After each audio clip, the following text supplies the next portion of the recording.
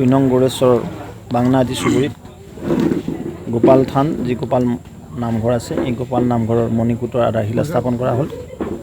আশা কৰিছোঁ অতি সোনকালে এইটো নিৰ্মাণ কৰি ৰাইজে আধ্যাত্মিক চৰ্চাৰ এই কেন্দ্ৰটো অতি সোনকালে মুকলি কৰি এই অঞ্চলৰ ৰাইজৰ ধৰ্মৰ খুঁটি মজবুত কৰাৰ নিমিত্তে লগতে সমাজক একত্ৰিত কৰাৰ নিমিত্তে এই মণিকূটটো স্থাপন কৰা হ'ল আৰু সময়মতে যেন নিৰ্মাণ কৰি ৰাইজে ইয়াত নিয়মিতভাৱে পূজা অৰ্চনা কৰিব পাৰে।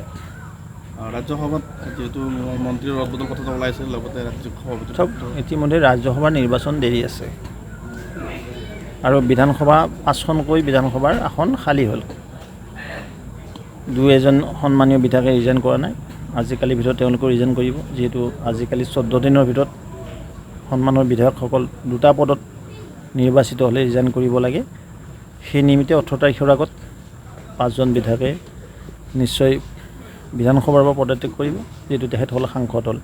তাৰ পৰৱৰ্তী সময়ত নিৰ্বাচন আয়োগে উপ নিৰ্বাচনৰ কাৰণে দিন ঠিক কৰিব আৰু ইতিমধ্যে আমাৰ ভাৰতীয় জনতা পাৰ্টি আৰু মিত্ৰ গোষ্ঠী আমি প্ৰস্তুত হৈছোঁ উপ নিৰ্বাচনৰ বাবে।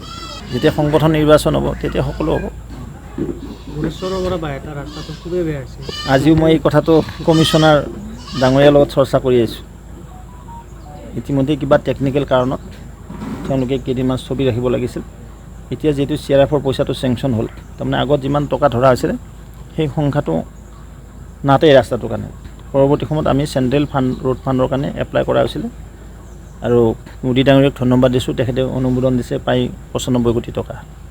আমাৰ যিটো আশাৰ ৰাস্তা আছিলে নিশ্চিতভাৱে কিছুদিন পিছতেই তাৰ পূৰ্ণদমে কাম আৰম্ভ হ'ব আৰু এই অঞ্চলৰ ৰাইজ নহয় সমগ্ৰ বাহাদা চালিৰ পৰা ৰামগাঁও কয় নেকি নাওকাটা সংযোগী পথছোৱা সুন্দৰ হৈ পৰিব আৰু ৰাইজ সুন্দৰভাৱে যাতায়াত কৰিবলৈ সক্ষম হ'ব। ইয়াৰ লগতে যিখন ফ্লাইঅভাৰৰ কথা আছে, ফ্লাইঅভাৰ ইতিমধ্যে DPR প্ৰস্তুত হৈছে। আমাৰ ৰেলৰ পৰা NOC পাইছোঁ, PWD DPR বনাই আছে। DPR বনাৰ পিছত DPRটো যেতিয়া একচেপ্ট হ'ব তাৰ পৰৱৰ্তী সময়ত টেণ্ডাৰ কল কৰিব। ছাৰ বিজেপি দলৰ কৰ্মীয়ে টুল গেটক লৈ মানে মন্তব্য কৰা দেখা গৈছে। এইবিলাক বাদ দিয়ক আৰু এইবিলাক কোনে কৈ থাকিব সেইবিলাক। সকলোৱে টোল গেট দিব লাগে, গম পাই নাপায়।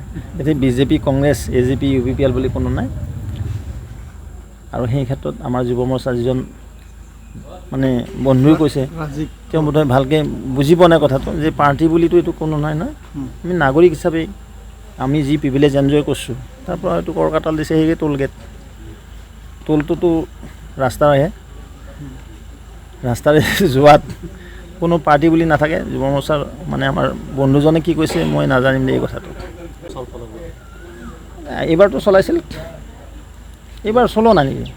কংগ্ৰেছৰ প্ৰধানমন্ত্ৰী ক'ত হ'ব বোলে? অসমত আহিব কেতিয়া? বিধানসভাত। কংগ্ৰেছৰ প্ৰধানমন্ত্ৰী ক'ত আহিব? অসমত। এতিয়া কংগ্ৰেছৰ প্ৰধানমন্ত্ৰী হৈ আছে নেকি? আগতে প্ৰধানমন্ত্ৰী বনাই লওক, তাৰপিছত অসমত আহিব। গাছত কঁঠাল অধত তেল।